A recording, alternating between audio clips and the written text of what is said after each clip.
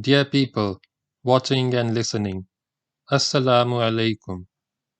Kindly like and share this video and subscribe to my YouTube channel. Please support my channel by contributing to my Patreon account so that I can continue making the audiobook series.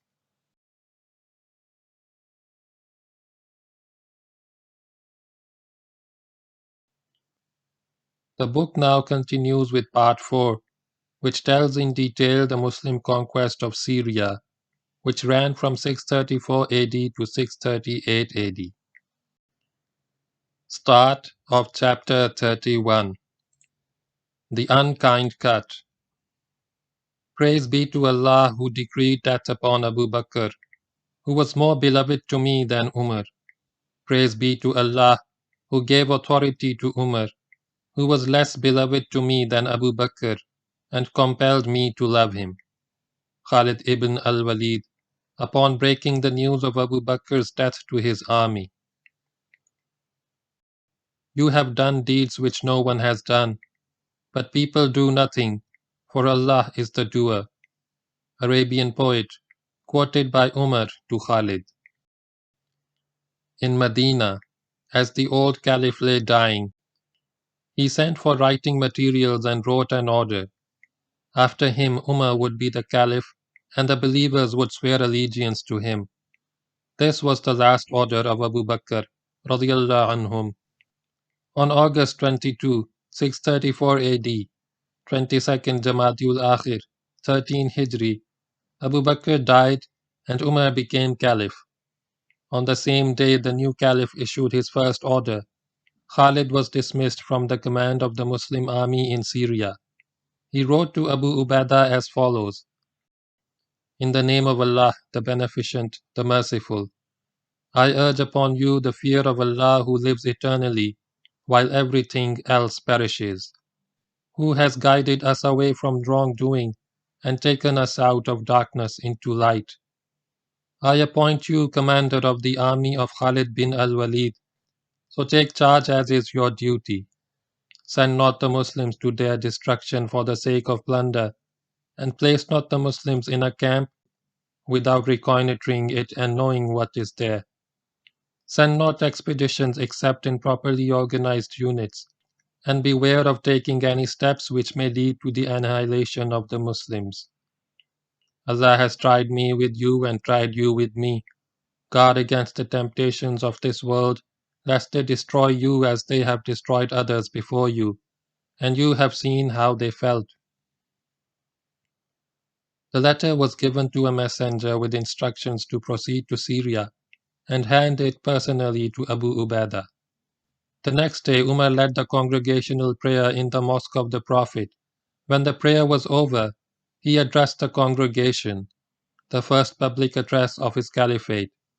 He started by praising Allah and invoking His blessings on the Prophet sallallahu alaihi wasallam.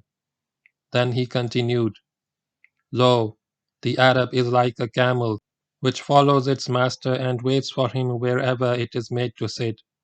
And by the Lord of the Kaaba, I shall carry you on the right path. In the rest of his sermon, he emphasized various virtues and duties enjoined upon Muslims, and pledged to do his best to further the interests of Islam. Coming to the end of his sermon, he informed the congregation that he had removed Khalid from the command of the army in Syria and appointed Abu Ubaidah in his place. This announcement was received by the Muslims in hushed silence. Everyone knew that in the heart of Umar there was little love for Khalid, but none had expected Umar to act so harshly against the sword of Allah, and in such haste, especially after the great victories which Khalid had won for Islam during the last 3 years. However, Umar was a much feared, albeit respected man, and few would dare to cross him. Moreover, as Caliph, he had the authority to appoint and dismiss commanders as he chose, and his decision had to be accepted and obeyed, or remain silent, with a silence more eloquent than words. But one youth who was present could not contain himself and leapt to his feet. Do you dismiss a man? He shouted at Umar. in whose hand Allah has placed a victorious sword and with whom Allah has strengthened His religion. Allah will never forgive you, nor will the Muslims, for sheathing the sword and dismissing a commander whom Allah has appointed to command. Umar knew this youngster. He was from the Bani Makhtul, the clan of Khalid. He could also sense the mood of the congregation and knew that its reaction to his announcement was anything but favorable. He decided not to say any more on the subject for the moment. He merely retorted, "The young man is angry on account of the son of his uncle," and walked away from the mosque. Over the day, Umar reflected a great deal on the matter of Khalid's dismissal. He came to the conclusion that he would have to explain his action to the Muslims in order to convince them of its justice. Such a dazzling light as Khalid could not be extinguished without offering adequate justification. The following day he again addressed the Muslims. "I am not averse to Khalid being in command, but he is wasteful and squanders his wealth on poets and warriors, giving them more than they deserve, which wealth could be better spent in helping the poor and the needy among the Muslims. Let none say that I have dismissed a strong man and appointed a mild man to command, for Allah is with him, that is Abu Ubaidah, and will help him." This time no one said anything. The messenger carrying the fateful letter arrived at Damascus while the siege was in progress and the action against the Roman relief column was still a few days away. He knew the contents of the letter, and being an intelligent man guessed that its effect on the embattled Muslims would be far from healthy. So he told everyone whom he met that all was well and that reinforcements were on their way. Arriving at the tent of Abu Ubaidah, where no one else was present, he handed over the letter. Abu Ubaidah read the letter and was astounded. He would not have wished this to happen to Khalid. He knew that Khalid was the idol of the army, and his presence as commander-in-chief was a factor of the highest importance in making the Muslims so confident of victory against all odds. The impact of the change of command would be most adverse, especially whilst the Muslims were engaged in a stubborn siege which showed no sign of turning in their favor.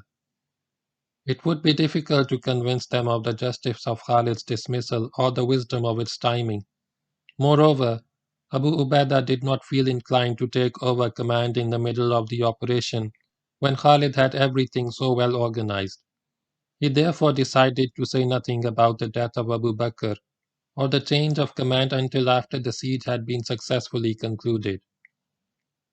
The messenger, on being questioned, assured him that he had not divulged the contents of the Caliph's letter to anyone, and Abu Ubaidah cautioned him to keep the matter to himself. The Muslims at Damascus remained ignorant of the change of command during the rest of the siege.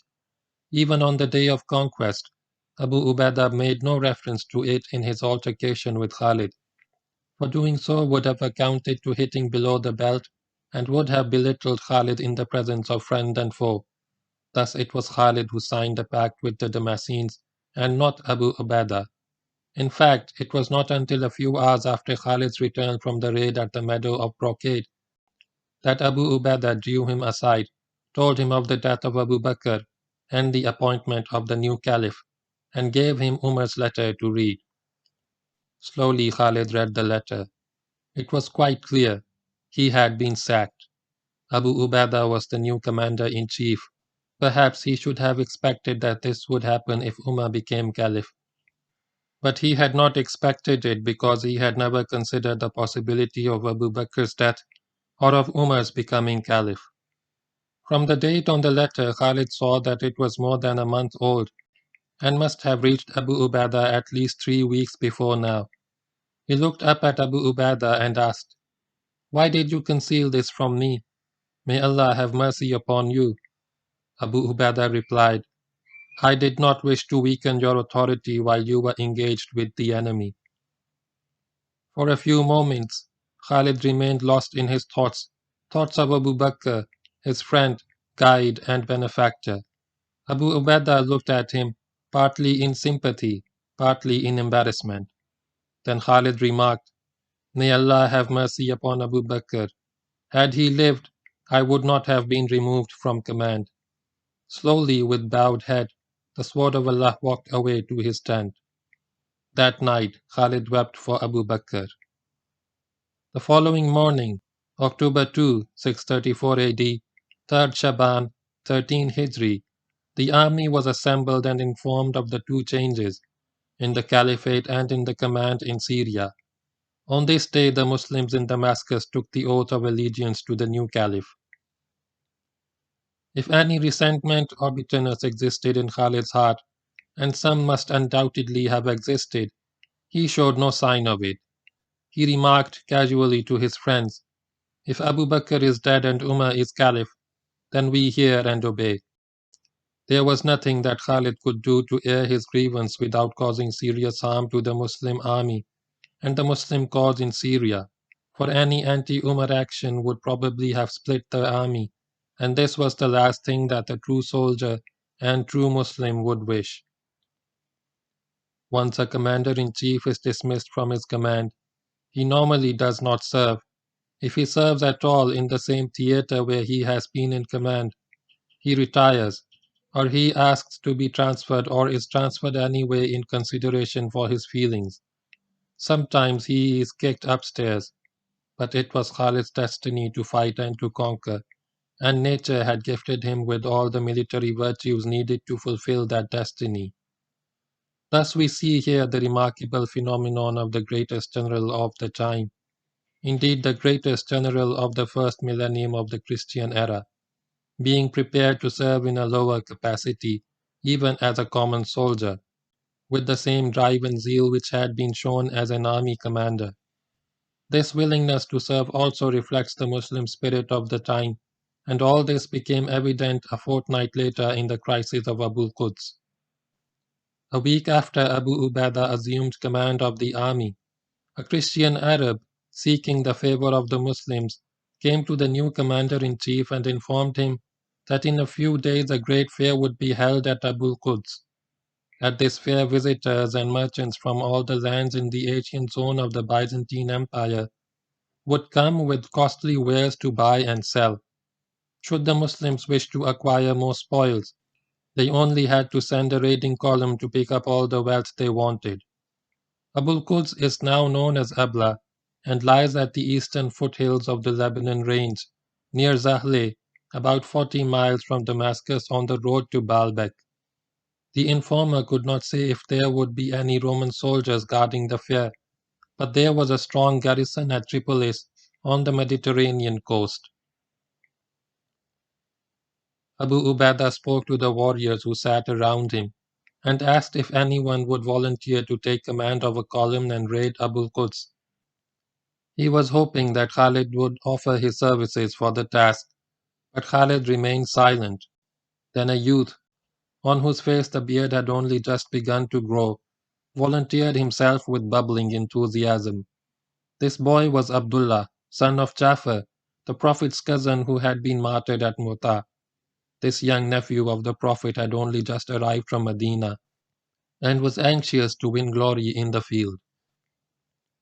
Abu Ubaidah accepted the youth's offer and appointed him commander over a body of 500 horsemen.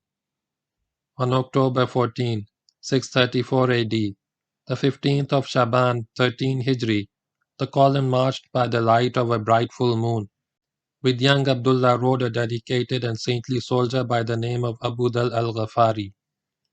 The following morning, the impetuous boy launched his small group against a Roman force of 5,000 men, which was guarding the fair. Since Abdullah sought glory and Abu Dhar sought martyrdom, there was no one to restrain the Muslims, and the result was disastrous. After some heroic fighting, the Muslims were surrounded by the Romans, and it became evident that none would escape. But when the Muslim turned at bay, he was a deadly fighter. The veteran soldiers knew how to defend themselves and quickly formed a tight ring to keep the Romans out. And thus surrounded, they continued to fight, their desperate courage imposing caution on the Romans. But their annihilation was only a matter of time. One Muslim, however, had escaped the Roman encirclement and realizing the gravity of the situation, he galloped off to Damascus for help. Abu Ubaidah was sitting with his generals when this man arrived to report the disaster and asked for immediate help, without which not a single Muslim would return from Abu Quds. Abu Ubaidah was aghast. His thoughts flew to the words of Umar, "Send not the Muslims to their destruction for the sake of plunder." Moreover, this was his first military decision as commander-in-chief, and if Abdullah and his men were not saved, the effect on the army would be devastating. And who could do the job but the sword of Allah? Abu Ubaidah turned to Khalid. "O father of Sulaiman, I ask you in the name of Allah to go and rescue Abdullah bin Jafar. You are the only one who can do so." "I shall certainly do so, Allah willing," replied Khalid. "I waited only for your command." "I felt hesitant to ask you," remarked Abu Ubaidah, alluding to the embarrassment which he felt over the recent change of command. Khalid continued, "By Allah, if you were to appoint a small child over me, I would obey him. How could I not obey you when you are far above me in Islam and have been named the Trusted One by the Prophet? I could never attain your status. I declare here and now that I have dedicated my life to the way of Allah Most High." In a voice choking with emotion, Abu Ubaidah said, "May Allah have mercy upon you, O father of Sulaiman. Go and save your brothers." Within half an hour, the mobile guard was galloping in the direction of Abu Quds, with Khalid and Dirar in the lead. Of course, Khalid saved the trapped Muslims, though many of them had been killed by the Romans. And not only that, he also raided the market of Abu Quds and brought back an enviable amount of booty. He also brought back many wounds on his person, but getting wounded was now such an everyday affair in Khalid's life that he took little notice of them. The result of the action at Abu Quds left no doubt, if there ever was any, about Khalid's reaction to his dismissal. Abu Ubaidah wrote an account of this action to Umar, giving generous praise to Khalid for the part that he had played in it. But the windows through which the light of such praise could shine at Medina were closed. They would never open again. This dual change of personalities, the Caliph at Medina and the Commander-in-Chief in Syria, was to have its effect on the conduct and pace of military operations. Umar's methods were very different from his predecessors. While Abu Bakr would give his commanders their mission and area of operation and leave to them the conduct of the campaign, Umar would order specific objectives for each battle.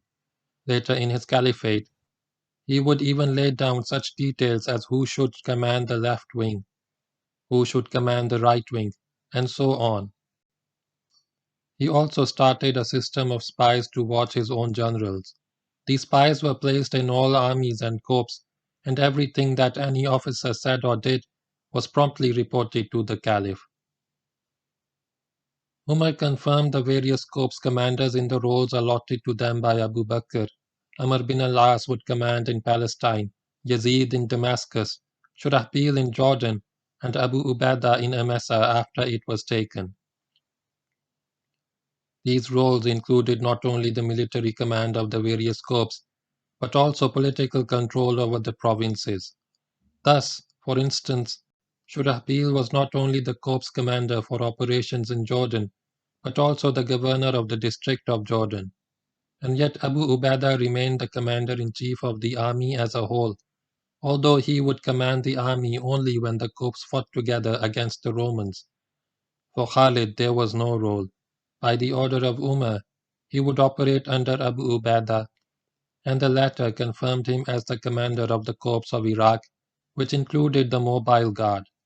In military status, Khalid was equal to the other corps commanders, but politically he was now a nobody. There was inevitably a slowdown in the pace of operations. Abu Ubaidah was a great man and personally a fearless and skillful fighter.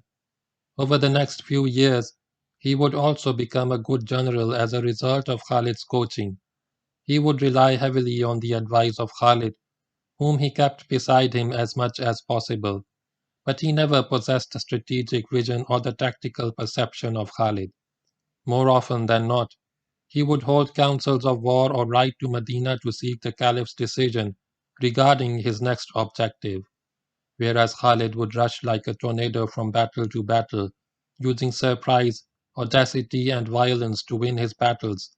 Abu Ubaidah would move slowly and steadily, yet he too would win his battles. With this new arrangement, with the mutual respect and affection between Abu Ubaidah and Khalid unimpaired, and with Khalid throwing the great weight of his genius behind the new commander-in-chief, the conquest of Syria continued. End of chapter 31.